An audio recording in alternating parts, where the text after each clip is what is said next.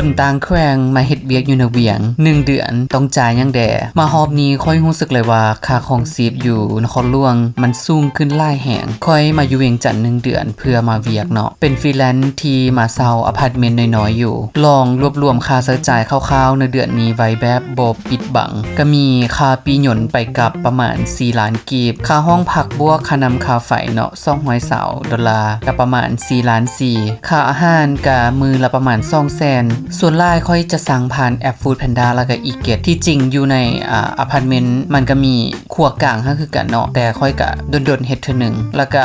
ซื้อเครื่องจากซุปเปอร์มาร์เก็ตก็ประมาณ 2-3 เทื่อเฉลี่ยเทื่อนึงก็ประมาณ 4-5 แสนรู้สึกเลยว่าเครื่องที่ขายอยู่ในซุปเปอร์มาร์เก็ตนะแพงขึ้นหลายเลยแล้วก็มีค่ากาแฟถ้ามื้อธรรมดาก็ประมาณ 70,000 กีบเนาะถ้ามื้อได้กินมัทฉะก็ประมาณ150,000เนาะรวมค่าส่งถ้าเข้าคาเฟ่อย่างต่ำๆก็ประมาณ200,000ถ้าค่อยไปเวียกน้องเนาะส่วนหลายค่อยจะเอิ้นรถผ่านแอปก็คือแอปกอกๆแล้วก็โลกาเป็นกอกๆ3ล้อหั่นนะแล้วก็โลกามินิเพราะว่าราคามันถูกไปกับต่อเทื่อก็ประมาณ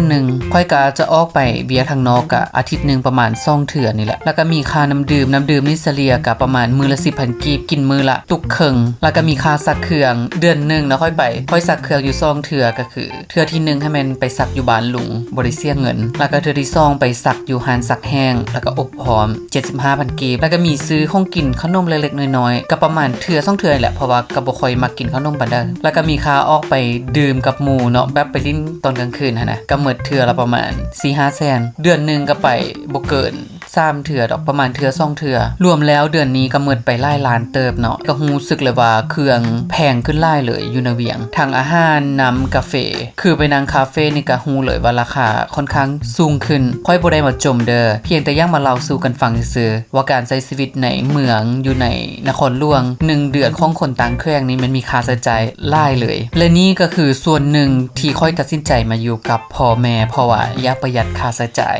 แล้วเจ้าเดแต่ละเดือนเจ้าต้องได้จ่ายอิหยังแดมาแชร์กันได้เด้อ